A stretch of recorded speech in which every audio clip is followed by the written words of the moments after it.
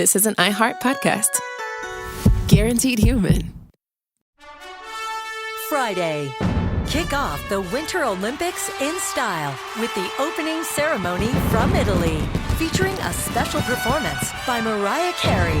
Celebrate the greatest athletes from around the globe as they come together to go for gold. Lindsey Vonn, sensational! The opening ceremony of the Winter Olympics. Ilya Malinin. Redefining the sport. Friday at 8 Eastern, 7 Central on NBC and Peacock.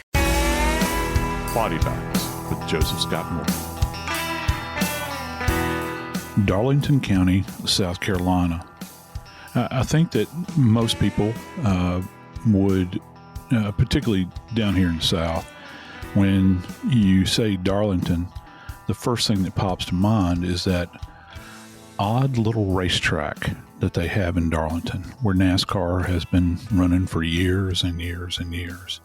And there's several names that are applied to that course, and it's oddly shaped. It's kind of shaped like an egg. But it's one of those places, I think, for those that are NASCAR followers, it's kind of like the Masters is for golfers. It's one of those places that people return to year after year, and the term tradition has been applied to it for a long time. And in NASCAR in particular, they're really big on things like super speedways. This is far from it. But, just like with every small locale on the planet, and certainly in a small county in the rural South, they all have their stories. They all have stories about things that have happened that people only talk about in hushed tones. Today, we're going to be discussing a case just like this that actually originates in Darlington County. It's about a lady that has been missing for some time, and about an old abandoned well. I'm Joseph Scott Morgan, and this is Body Bags. Dave, you ever gotten off the exit on I-20, heading east, and gotten off there and driven through Darlington in that area? Joe, I've never actually been to Darlington. I know there's the huge race track there. I've been on the exit you're talking about off I-20. We were on a family vacation years ago and had car trouble. I had to stop there to take care of it. But never actually been in Darlington. Beautiful area, though. About 60 miles northeast of Columbia, South Carolina. West of Florence. That's the geographic area we're talking about. And the person today, her name is Shamra Felkel. Shamra is 49 years old.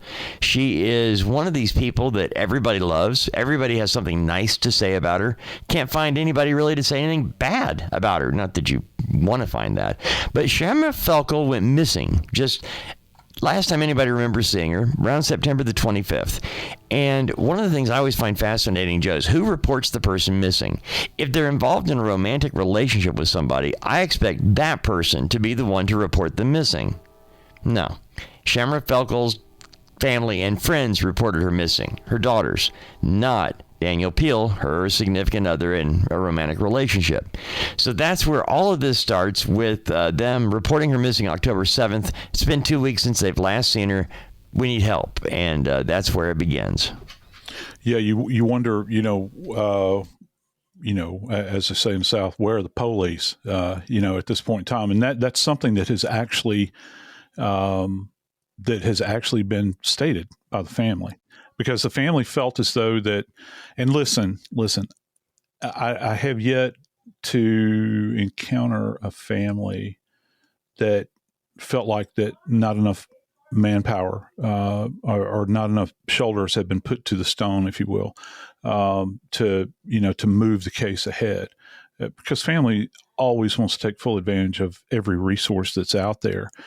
And, they're sitting there and they're thinking, well, where in the world is she? She just it doesn't fit the pattern of her life.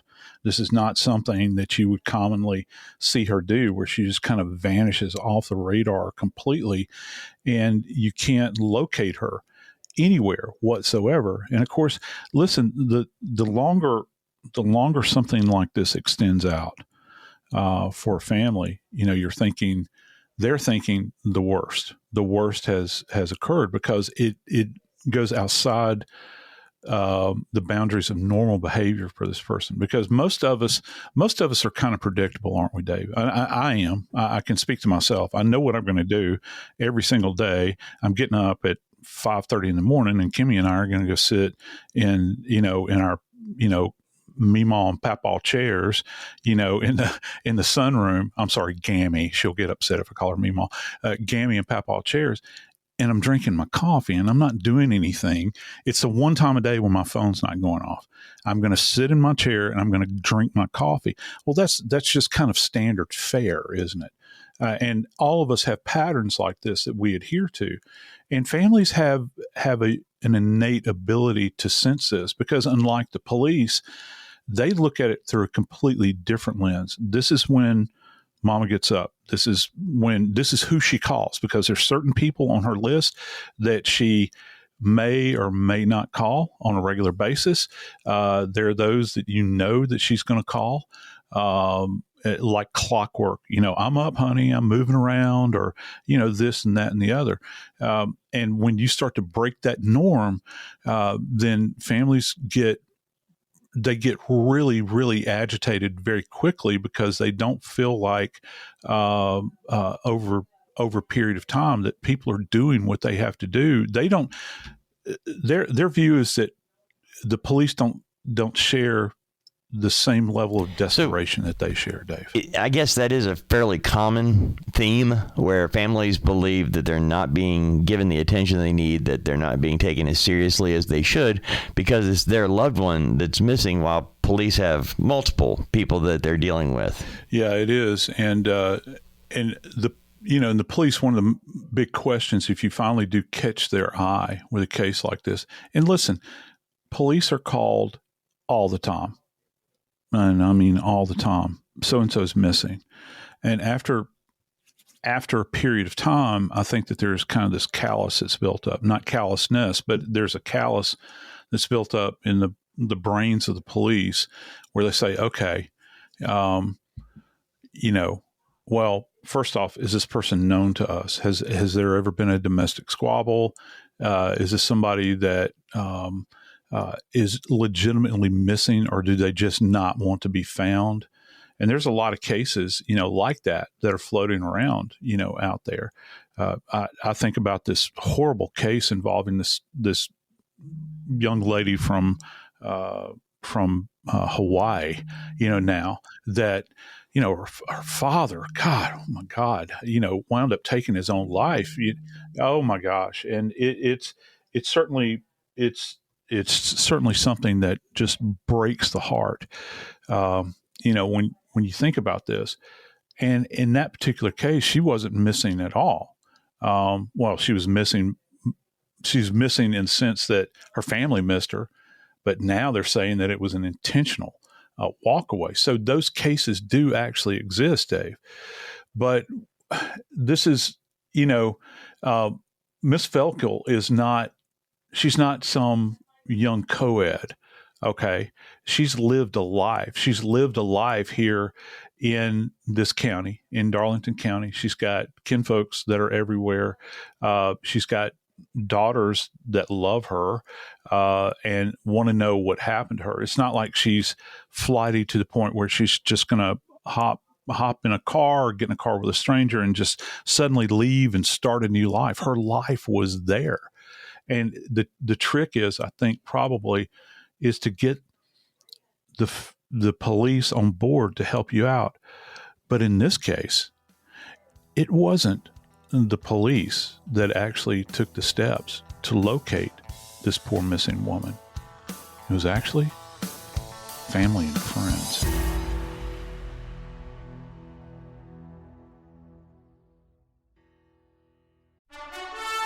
Friday.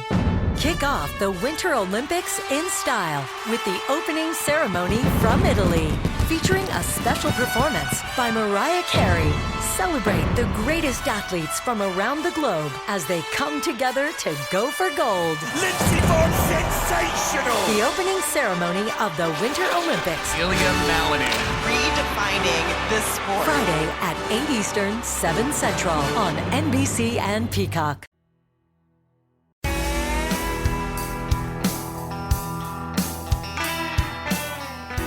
When you're walking through the woods, and I've spent a lot of time, out in rural areas over the course of my life, you never know what you're going to come across. I think one time I was out with buddies, and we discovered an old abandoned graveyard that had trees that had overgrown the entire thing. And what was really creepy about it, when we're walking, I know that other people probably were aware, but when we were kids, we didn't know that. And what really creeped us out, Dave, is that when we were kind of walking through the area, a lot of the graves had collapsed on themselves. And you could actually look down, into that space. Now, most of it had deposits of dirt, through the washing of earth over a period of time. You couldn't actually see a body, but it's just, and particularly in a young person's mind, you're thinking about, wow, what lies just beneath that? When you were a kid, that was something that was quite terrifying. One of my friends later went back out in the middle of the night with another friend, and they walked through that graveyard again. And one of our friends stepped through one of the graves, and up to his hip. And according to our other friend, he was screaming like a banshee at that point in time. Pulled him out. And they exfilled out of there pretty quickly. But one of my big fears out in rural areas, I think, where that there were old home places, are abandoned wells, and you don't know where they are. And that's a terrifying prospect, because we're not talking about a grave. You think about a grave, well, 6 feet down. Okay, I could probably survive that. All right. But you talk about stepping off in an abandoned well. I mean, how many stories are there that are out there where people have fallen down wells over the years?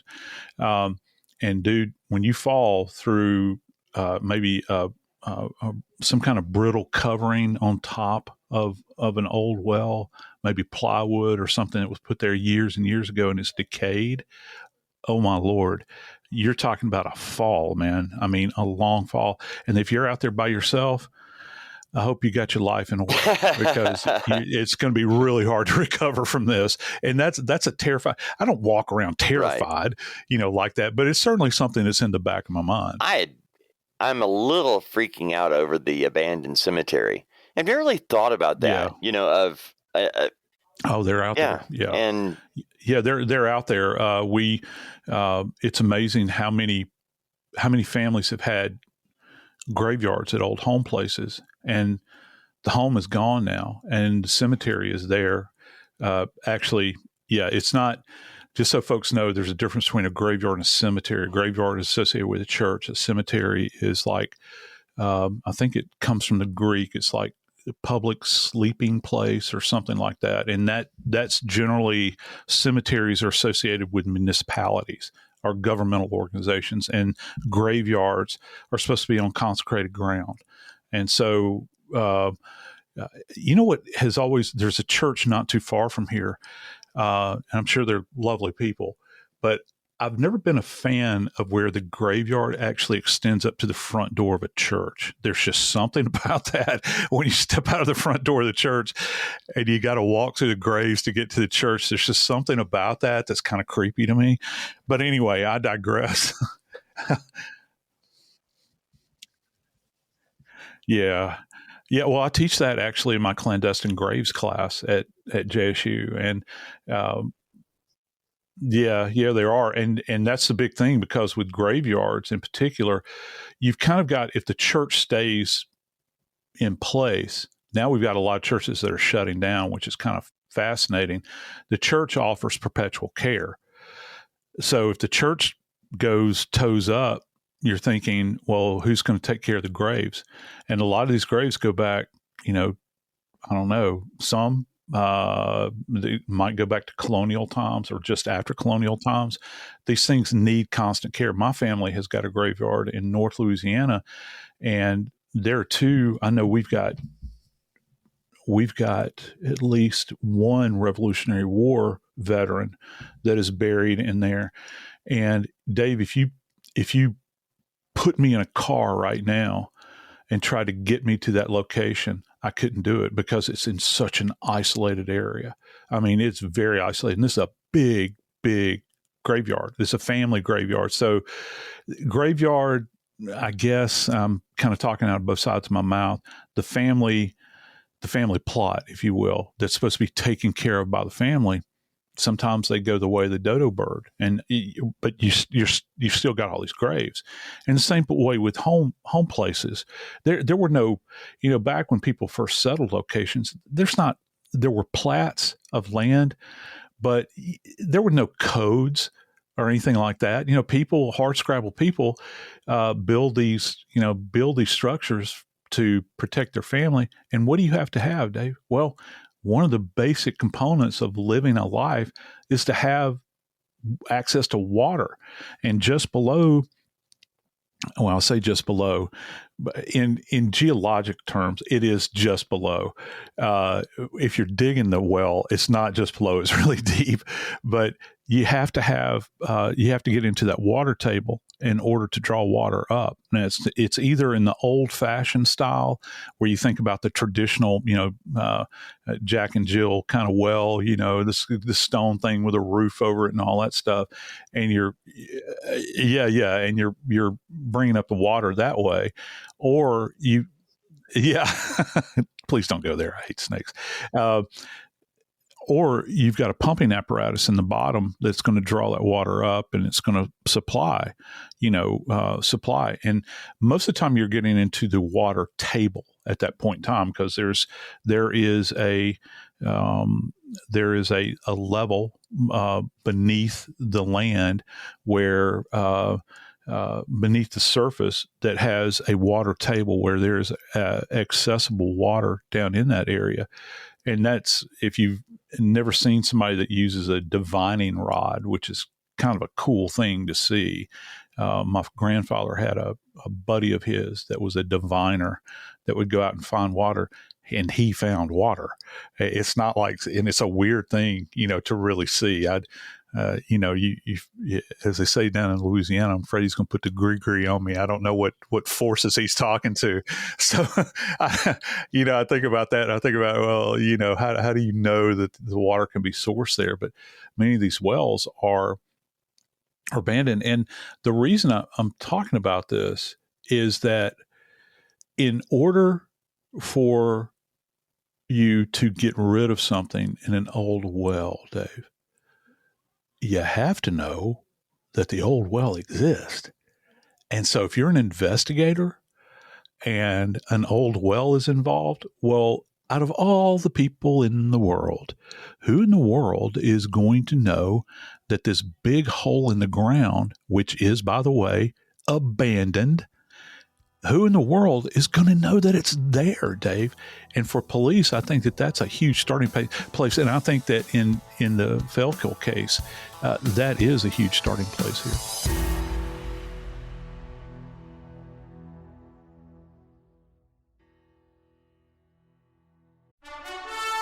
Friday.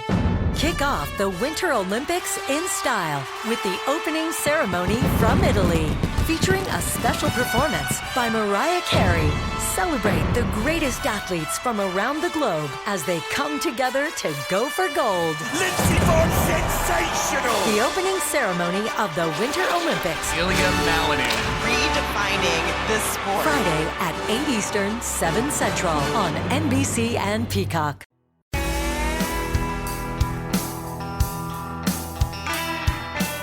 As often I've stated, Dave, one of the biggest shocks to any human is to find another human deceased. It's a benchmark in someone's life that you never forget. And that's actually a question I ask my students at Jack State when I teach my medical legal death investigation class. I'll say, well, first off, I'll ask them, have any of you guys in the class ever experienced a death in your family? Because that's important. I think it's important because they're college kids. Many of them never have. And then I will ask, have any of you people ever found someone deceased? And surprisingly, generally every other semester, I teach this class every semester. Surprisingly, about every other semester, I'll get one or two kids that have found a body. And it's generally a relative, that they walked in and found, grandma deceased or something like that. But every now and then I have had kids that have found bodies. And it's something, and the thing about it is when I will ask them, I'll ask their permission, do you mind sharing this with the class? Because it's a traumatic thing. And they're more than willing to share. Yeah, we were walking, and you can tell the memories are so vivid that it just breathes life into it. And suddenly, and nothing I say is going to compare to what this kid says in class. Because look, many kids today are so distracted in the world that we live in, instantaneously you see their heads turn. And this one student has a full undivided attention of everybody else in the class.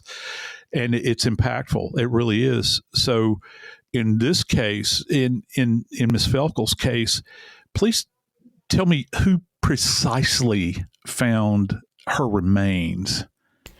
Precisely who found the remains is a friend of the family. Here's how, it went down, where the tip is not called to police. It's called to the daughters, this anonymous tip. And then the daughters don't call police with the anonymous tip. They call a friend and say, hey, this is what the anonymous tipster just told us. Would you go see if you can find Mama? That's how it all happened. And then the family friend finds Shamra's remains and calls law enforcement. And then they come out there and lock down the site. But I'm wondering, what condition are we going to find the remains of Shamra Felkel? It cannot be good. She's been gone. She's been gone since late September. We're now in the first week of December. So 2 months she's been, I'm going to say dead. I'm assuming she died shortly after she was last heard from in September. So 2 months, she's basically been out in the elements, buried in an area without, what kind of condition is her body going to be in? Bad. Really bad. You and I both know, because we've lived in the South for so many years, and that time in September, it might as well be August in the South. It's that hot. Let me reiterate here, heat speeds things up. And, folks will say, she was buried, so therefore it's going to retard the progression of decomposition. No, it's not. Because first off, let me tell you what I'm hearing.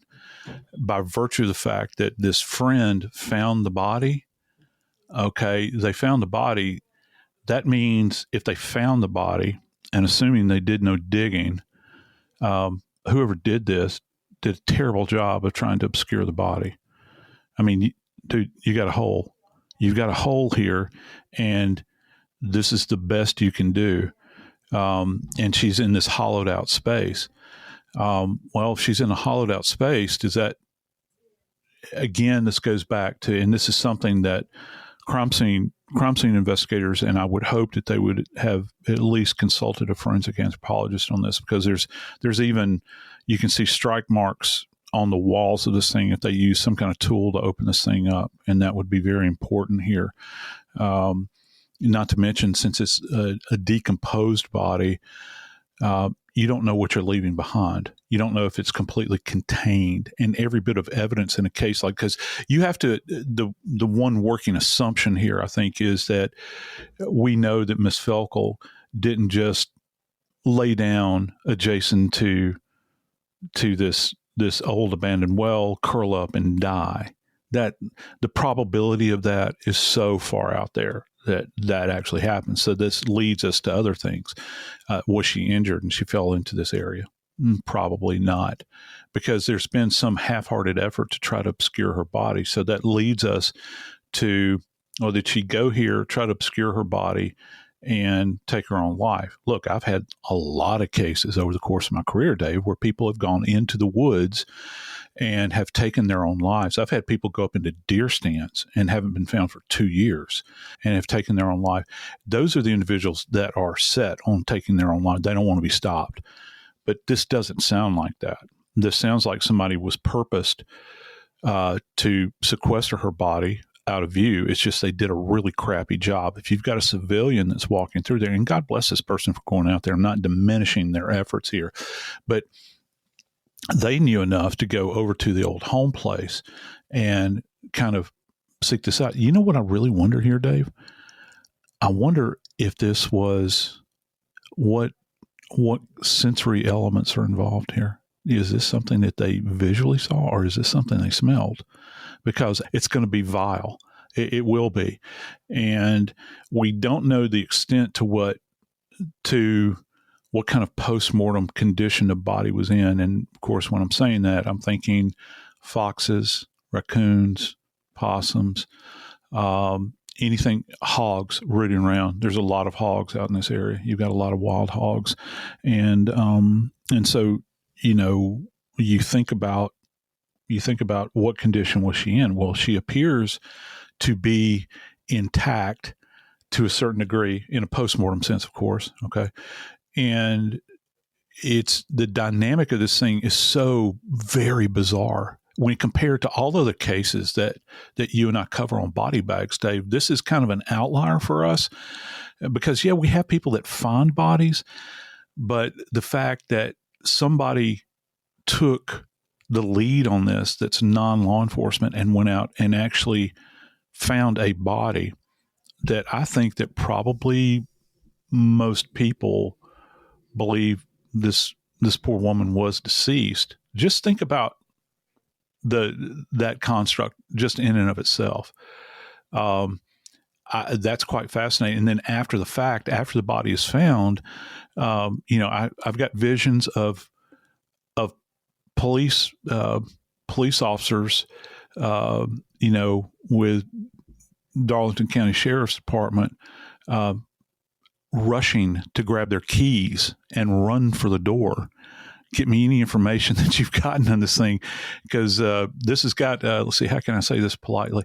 This has got a pucker factor to it. I'll put it to you that way. If they have been asked to be engaged with this kicks it up. And I think probably, I hate to go down this road, but I will. I'll just say it plainly. Sheriffs are elected and not elected based on cases like this. Okay, this is politically, this is not a good look. If we are to believe what the family's saying, again, there's two sides to every story. So the urgency, though, I think, to get out there and sequester the scene, tape it off, get all of the civilians out of there, but hang on to the civilians, this one person, the finder in particular, get them into headquarters, and you begin taking statements from everybody. Because right now you've got what the police probably believe at this moment in time, they got a killer on the loose. Can I just tell you how many, it's not a ton of them, but I have been either involved directly or adjacent to cases involving found bodies where somebody went out to the local juke joint and they started hammering back Budweisers, and all of a sudden loose lips sink ships. Got a guilty conscience or something like that. I'm not saying that's what happened here, but suddenly people develop diarrhea of the mouth. They just start running on, or it might be just guilt, or it might be stupidity. Somebody that did this might not be using the logical side of their brain to try to say, well, this is going to draw attention to me, and somebody picks up on it. Maybe they hear something. And I think I'm more interested in knowing, out of everything relative to this case, how did this person come into this knowledge, or was it the killer? Or was it the killer that dropped an anonymous dime on themselves, that maybe made a comment about it? Well, think about it, Joe. You've got somebody, the body's not found. The person's still missing. The person closest to them as an adult, the boyfriend, that this is not something you're ever going to get away with. They got to find the body. Otherwise, you're just going to be the suspect forever. But if they find the body, you have a chance of putting it behind you and moving on. But I got a couple of questions about this. How in the world, Joe, you've got a body that is dramatically decomposed. Yeah. And the investigators are able to determine that she was strangled to death. Mm-hmm. How are you going to find that out from a decomposed body? I'm guessing decomposition means the flesh is going away. Yeah, it is. You still got underlying soft tissue. And I'll put it to you this way. The autopsy in this case is not something you would have been want to have been in the room to have been there. You have to be paid. you have to have individuals that are on salary to be present, because this is going to be a horrible case to have to be there for. And it's what we do in my field. It's not something, oh, wow, yeah, I think I'll go to this autopsy today. It's amazing how many people want to attend autopsies, and you say, well, we're doing a decomp today. Come on in. Wow. I think I'll pass. Yeah. But yeah, I don't think I ever want to see an autopsy, Joe, just so we're both on the same page here. That's not something I care to watch. Yeah, it is fascinating, though. And it's fascinating what you can learn, even from a body that is this far in advanced state of decomposition. But here's what I do know. The first thing they're going to look at is, if they can appreciate it, they're going to look at, and I'll kind of take this through by layers. So you're going to do an assessment of the external neck. Okay, that means that the surface of the neck adjacent to your trachea, where the Adam's apple is, and the structures of the neck, and you're going to see if there's evidence that you can appreciate externally that might give you an indication that, and then they haven't said if this is a manual strangulation or if this is a ligature strangulation at this point, as of this taping. Okay, and we're going to learn more.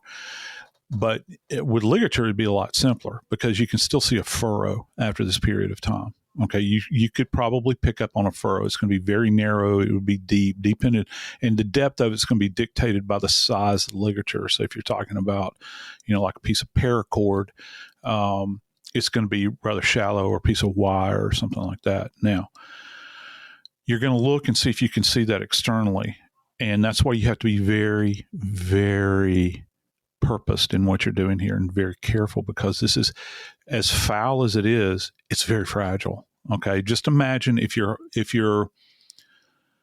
handling an ancient document. Okay, that's the way I always like to look at it in my mind, because anything that I do in the morgue, when I was working with a forensic pathologist, any kind of dissection that we endeavor on, and particularly with the neck, I could easily destroy evidence by virtue of some kind of not paying attention to what I'm doing. So it would go layer by layer. See, you're at a real advantage if you have someone that has been freshly killed.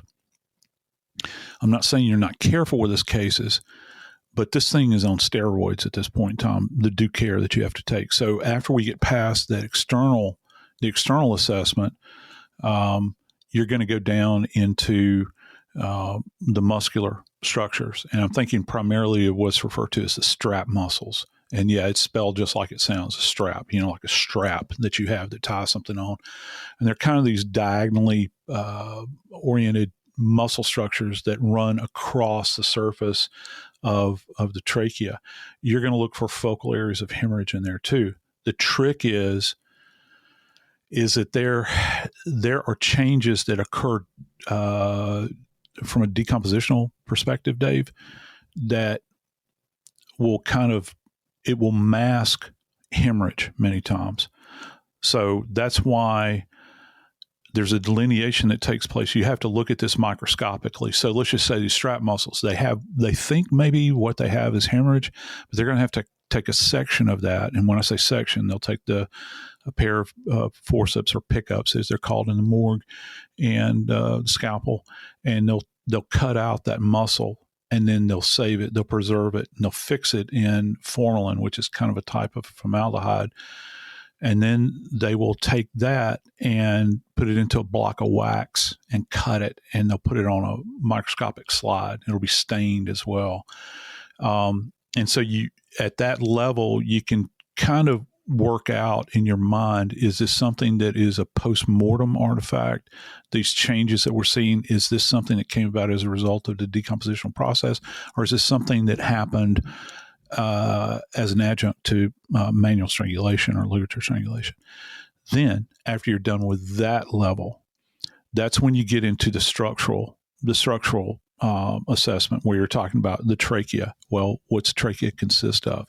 You've got several cartilaginous bodies in there. So if you think about where the Adam's apple is, there is a significant piece of cartilage that's in there, and cartilage fractures. Okay, most of the time cartilage is not going to fracture. Well, it's not going to fracture as a result of decompositional changes. And when I say fracture, it's going to be it's going to look like a little fracture line in bone. It's just more pliable. You're going to look for that because that means that you've got pressure being exerted over that area, and the cartilage will fracture. And then, of course, we're going to look at the infamous hyoid bone as well. And the hyoid bone should still be intact if you don't have scavengers that have gotten to the neck. And I'm going to be curious to see if Miss Felkel's hyoid bone is intact. Again, there'll be surrounding hemorrhage there, depending upon how much force was applied at, how long. And she's kind of a tiny, fragile woman, so I can't imagine that it would have been a lot of pressure over a period of time. However, there's something that the family said, Dave, about her. They referred to her, I think, what was the term? Was it firecracker? Or it was like she's a fighter. She's not going to go down without a fight. And I really wonder, are there other marks on her body other than just what they're seeing that has led them to release in the coroner or authorities have stated that this is probably a strangulation death. Well, the charges so far, Joe, Daniel Peel charged with murder, kidnapping, and obstruction of justice. And I'm kind of looking at the kidnapping as holding her against her will while he murders her. And then obstruction of justice being that he stashed her body where it wouldn't be readily found, right? Yeah, I was about to say, one of two things can go with that obstruction charge, I think. And again, this is a Nancy question. However, please forgive me, oh Nancy on high. I'll take a stab at it. So obstruction can come in a couple of forms. Either it's the idea that he has taken the body and hidden it, which, again, I'm wondering why they haven't charged him with abuse of corpse as well, because we get that charge a lot, don't we, in these cases that we cover. Or he misled an investigator, when they're questioning him. Certain places, if you purpose to lie to a law enforcement officer, every state has different phraseology for all these things, but there is an obstruction charge that is, and you can get other things like hindering. Hindering is another charge. You hear frequently, hindering a police investigation, those sorts of things, but they're saying obstruction. So I'm really wondering, and that's probably very broadly framed if you read the statute in South Carolina. And they've got apparently a significant amount of information about this case because they're being very specific about these charges. Kidnapping is fascinating because, the question is, how'd you get there? Because her car ain't nowhere to be found. So unless she walked, she has to be conveyed to that location. And I guess one of the things that will come out, hopefully eventually in the wash, is was she killed there or killed somewhere else and then transported out there. You can't kidnap a dead body. So my suspicion is that they probably believed that she was taken out there, kidnapped, transported out there, killed there, and then buried there. I don't know.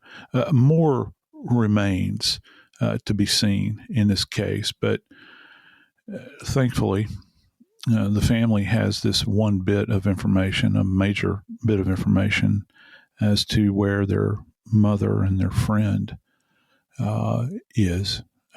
It didn't turn out like they wanted it to, obviously, but they have that bit of information. Hopefully they'll be able to take some level of comfort in that.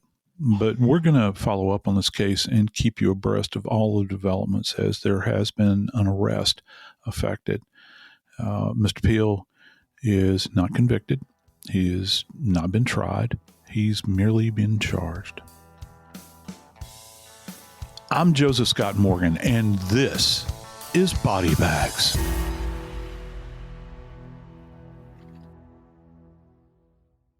This is an iHeart podcast. Guaranteed human.